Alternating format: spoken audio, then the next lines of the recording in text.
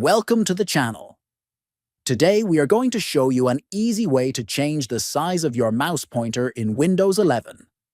If you often struggle to see your cursor or just want to make it larger for convenience, this tutorial will guide you through the process. First, start by right-clicking on the Start icon located at the bottom.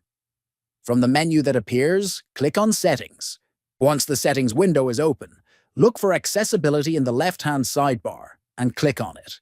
Then, scroll down and click on Mouse Pointer and Touch. You will notice a slider labeled Size. To change the size of your mouse pointer, simply drag the slider to the right to make it larger or to the left to make it smaller. As you adjust the slider, the pointer will immediately reflect the new size, allowing you to choose the perfect setting for your comfort. Your changes will be saved automatically, and your mouse pointer will now appear at the size you selected across all Windows applications.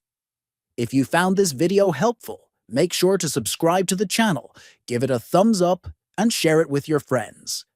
Thanks for watching, and see you in the next video.